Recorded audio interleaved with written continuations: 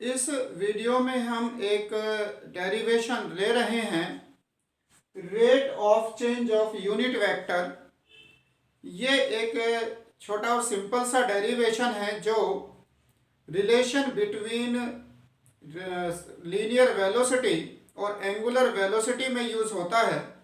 तो इसलिए हम पहले इसे rate of change of unit vector का डेरिवेशन कर रहे हैं और हमने एक यूनिट वेक्टर एक कंसीडर किया है जो डायरेक्शन ओपी की है उस डायरेक्शन में। तो हमने यहाँ पर एक्स एक्सिस और वाई एक्सिस लिए हैं और एक पॉइंट पी कंसीडर किया है जिसके कोऑर्डिनेट एक्स कोमा वाई हैं। तो एक्स एक्सिस पर ये लेंथ एक्स है और वाई एक्सिस के अलोंग वाई है। चूंकि हमने ये यूनिट वेक्टर लिया है तो इसकी लेंथ 1 है, इसका मैग्नीट्यूड 1 है।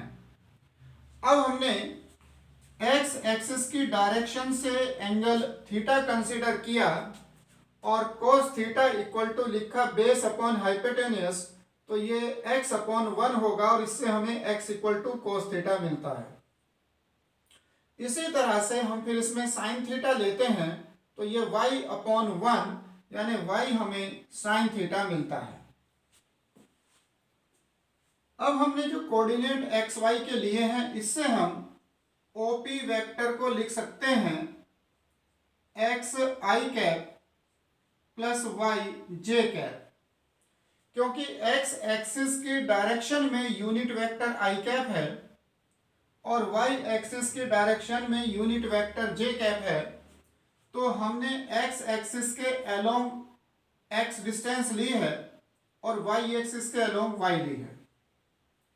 अब हम इसमें एक्स को पुट करते हैं कोस थीटा, तो cos theta I cap plus sine theta J cap. और अब ये यूनिट वेक्टर हम रिप्रेजेंट कर रहे हैं ए कैप से, तो ये ए कैप यूनिट वेक्टर है और ओपी की डायरेक्शन में है।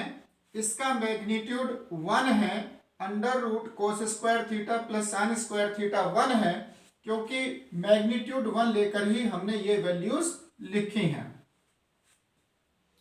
अब हम इसे डिफरेंशिएट करते हैं, differentiating with respect to T. तो ये आता है D A cap upon D T equal to minus sine theta D theta upon D T I cap plus cos theta D theta upon D T J cap. दोनों में D theta upon D T common लेने पर minus sine theta I cap plus cos theta J cap. अब हम इसे वापस पहली form में बनाते हैं, यानी आई कैप के साथ कोस की वैल्यू पुट करते हैं।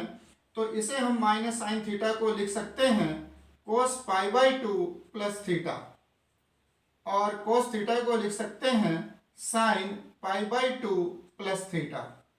ऐसा लिखने से अब ये जो angle pi by 2 plus theta है ये एक्स एक्सिस की डायरेक्शन से एंगल आ गया है।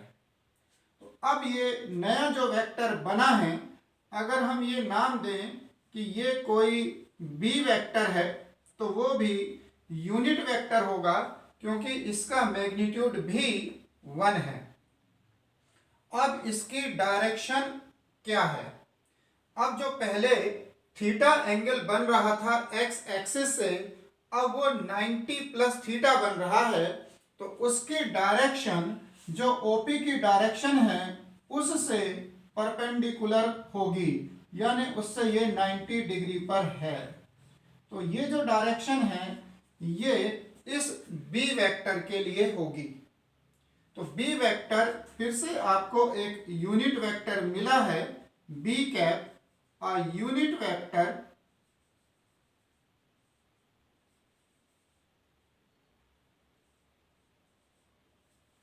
perpendicular to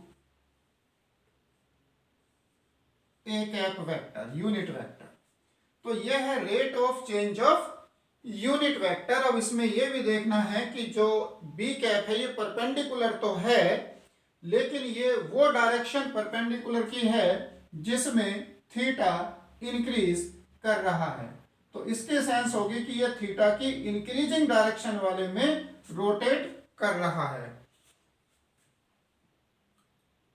it rotates in the direction of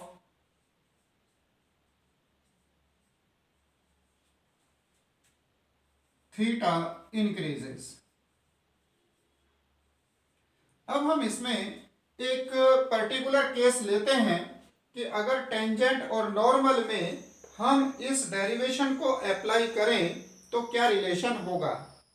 तो ये कोई कर्व है और इसके किसी पॉइंट P पर हमने ये टेंजेंट और नॉर्मल लिए हैं। तो टेंजेंट के along unit vector T cap है और नॉर्मल के along unit vector N cap है। और जैसा कि हम लेते हैं कि जो टेंजेंट एक्स एक्सिस से एंगल बनाती है उसे हम साई से रिप्रेजेंट करते हैं।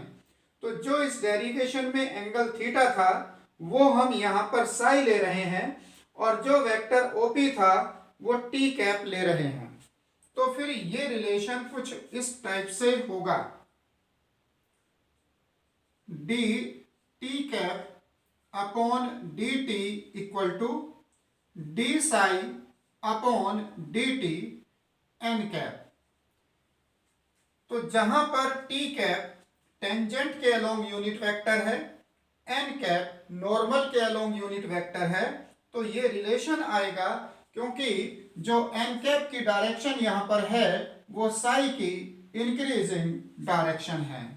लेकिन अगर इसी में हम D N cap upon D T लेते हैं तो ये डायरेक्शन अपोजिट हो जाती है। ये वो डायरेक्शन होती है जिसमें साई डिक्रीज करता है, इसलिए ये D T cap upon D T और डायरेक्शन माइनस हो जाएगी D psi upon D T और टी कैप। यहां पर जब हम D A upon D T करते थे तो ये बी कैप इस ए कैप के परपेंडिकुलर डायरेक्शन में वेक्टर आता है, इसलिए हमने देखा कि यहां पर जो टेंजेंट के अलोंग है उसमें नॉर्मल के अलोंग यूनिट वेक्टर आएगा क्योंकि ये दोनों परपेंडिकुलर हैं। और जब हम D N cap upon D T कह रहे हैं तो वहां पर टी कैप आएगा, जो टेंजेंट के अलोंग यूनिट वेक्टर है वो इसके परपेंडिकुलर है।